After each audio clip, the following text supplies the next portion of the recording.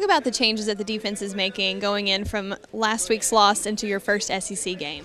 We've made some changes, as in we've made things a little bit simpler. We've made it to where guys would know more fundamentally where to be. It's a pretty vast defense of a lot of different movements, a lot of different things. It's a little confusing. Got some young guys learning stuff who are pretty athletic, and we're just trying to use their abilities and get to best we can. Coach Minner always talks about the large age gap, like you said, on the defense. What do you, as one of the older guys, do to help the younger guys out? One thing I try to do is I always try to encourage. I try to, bring some intensity. These young guys aren't used to all this speed and everything and aren't used to practicing at a high level, and everything like that.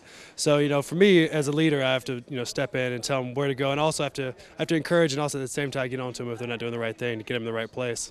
Now, Joker said that one of the defense's problems is they're not a great tackling team. You were in on 11 tackles. How does that make you feel? What do you think is going wrong with that?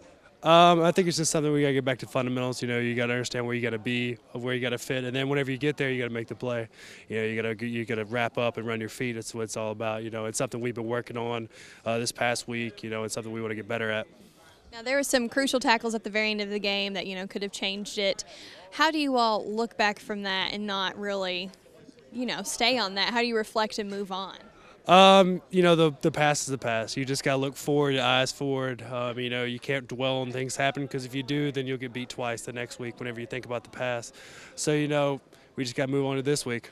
Now, what would it mean to go down to Gainesville and win that game and consider it a steal in the SEC for Kentucky?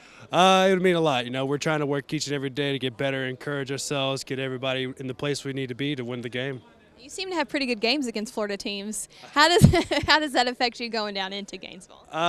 Just going down into the play. I'm just going to do what I can to put my team in the right place to win and, encourage my team.